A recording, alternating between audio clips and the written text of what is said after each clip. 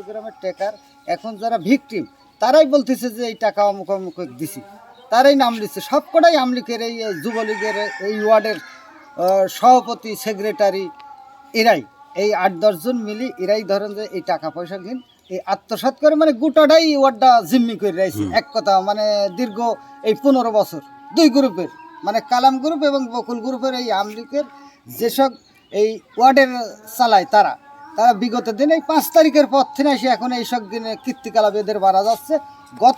গত বছর যা দেখা যাচ্ছে যে টিওনো সাহেবের একটা মোবাইলের কারণে যে এই 2-3 ভাটাত এই বাচ্চু মেম্বার ধরেন চাঁদালিতে যা ধরা পড়ে, এরকমও কাহিনী আছে। আমাদের বিচার সালিশ যেগুলান করে সেগুলানই সব কিছু এই বাচ্চু মেম্বার মানে যে এই দোষী।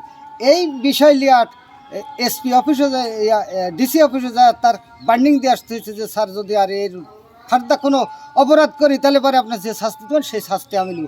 কিন্তু তা বাদে দেখা যাচ্ছে 5 তারিখের পর গানে এইসব কুকীর্তিকলাপ এই বাচ্চু মেম্বার জড়িত। এই ওয়ার্ডের যে 8-10 জন যে নেতা খেতারা যে আমলিকের এরা করে, এরাই এদের এখন বিভিন্ন প্রলোভন যা দেখা যাচ্ছে যে টাকা পয়সা আত্মসাতের ঘটনা, অনিয়ম, এই কার্ড মার্ড দেখা আমার বিএমপি যেসব কার্ড কিনে আসলে সব কার্ডই লিয়া যায় বাচ্চু মেম্বারের নিজের যাদের চলে এবং উপযুক্ত তাদের নামে সবাই কার্ড কিনে দিছে, যেরকম সামাদের কার্ড কাটিছে, আতাহারের কার্ড কাটিছে। তো এই তো হচ্ছে বাচ্চু মেম্বারের কীর্তিকলাপ এবং দেখা যাচ্ছে মানুষের টাকা লিয়া দেয় নেই।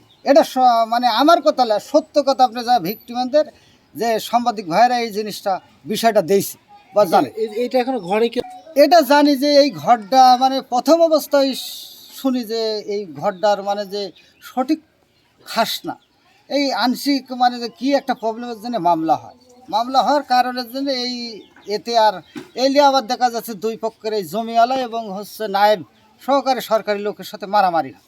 তো এই মারামারি হওয়ার কেস হওয়ার জন্য এই পরিমাণে এই অবস্থা আছে। আর বিগত আমলিক আমলের যারা এই টাকা পয়সার সাথে জড়িত বা এদের সাথে আমি জানিনি বা এদের সাথে ছিলাম না, এই জন্য আমি বেশি। আপনার কি মনে হয় না যে আসলে এই আমলের ধরেন আমলিকেরা কী করি এখন এই ধরেন এই ওয়ার্ডের নেতা খেতা আমলিকেরা করেছে ধরেন এখন এটা তো আসলে তো এক পর্যায়ে তো আমার তো মনে হয় যে ভুল পরামর্শই হয়েছে।